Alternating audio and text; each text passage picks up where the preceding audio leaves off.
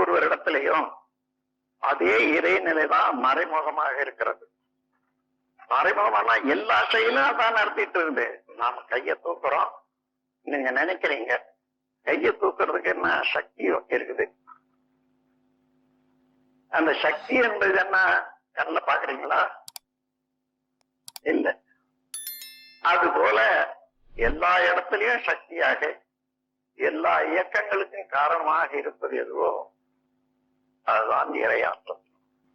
அந்த ஆற்றலை தெரிந்து கொண்டா மனித மனதை எடுத்துக்கொள்ளுங்க. ஒரு அலை, கடல்ல அலையை பார்க்கிறோம். அலை என்றால் என்ன? நீரின் அசைவு நிலை. நீர் அசையுது, அவ்வளவுதான். அதுக்கு அலைன்னு பேர். சரி, அந்த அசைவு நிறுத்திட்டோம், அதுவே நின்று போச்சு வைங்க. அப்ப என்ன மிச்சங்க? நீர் தான் மிச்சம்.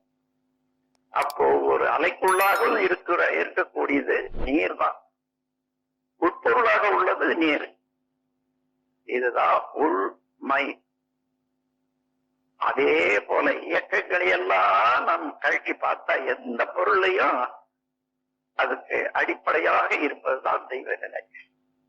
எல்லாமாக இருப்பது தெய்வ நிலை தான். எந்த இடத்துல இருக்கிறது எந்த இடத்துல இல்லைன்னு சொல்ல முடியாது. அப்படி இருந்தா ஏன் பார்க்க முடியல என்று ஒரு கேள்வி கேட்கலாம். நான் அதுக்கு பதில் கேள்வி மூலமாகவே உங்களுக்கு விளக்குறேன். யாரோ ஒருத்தர் வர்றாரு, உங்களை பார்த்து கேட்கிறாரு, ஐயா உங்களுக்கு அறிவு இருக்கிறதா அப்படின்னு கேட்கிறாரு. நீங்க என்ன சொல்லுவீங்க? இதுக்காக எங்கேயும் போய் சண்டை போடுறதுக்கு போக வேண்டியதே இல்லை. இது ஒன்னே போதும், ரெண்டு பேரும் அடிச்சுப்பாங்க. என்னையாண்டா கேட்ட, நீ அறிவு இருக்குதான்னுட்டு அடிப்பான். அறிவு என்பது இருக்குதா இல்லையா? எல்லாருக்கும் இருக்கு. மனமில்லா மனிதனும் இல்லை, மனதை அறிந்து வாழக்கூடிய மனிதனும் இல்லை. அந்த மனம் என்பது அலை போன்றும் அந்த மனதுக்கு உட்பொருளாக உள்ளது இறைநிலையாகும்.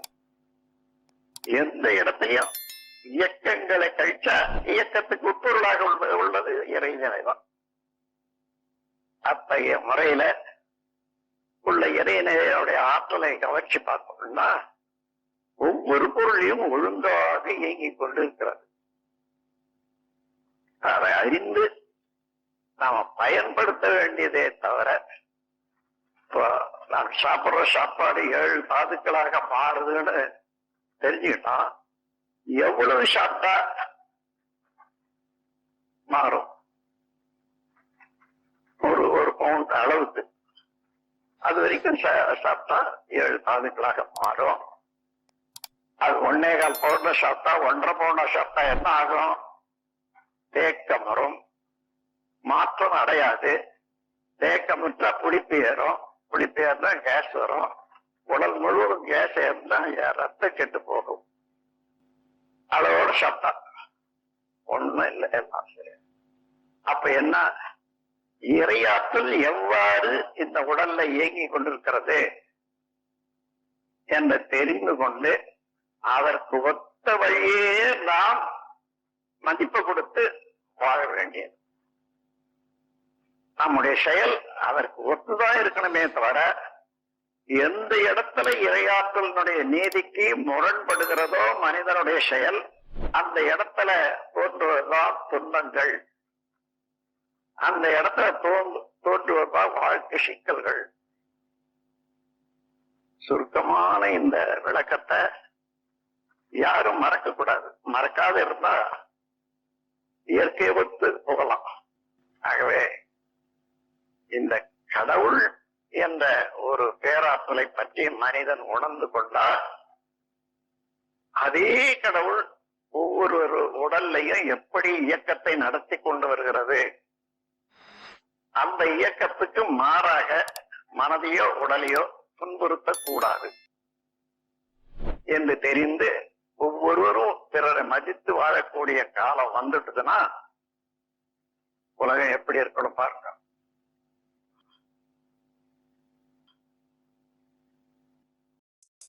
வணக்கம் அன்பர்களே, வாழ்க வையகம், வாழ்க வளமுடன். வேதாத்திரிய சேனலோடு இணைந்து கொள்ளுங்கள். உங்கள் உடல் நலம், மனவளம், உயிர் வளம் பெருக்கிக் கொள்ளுங்கள்.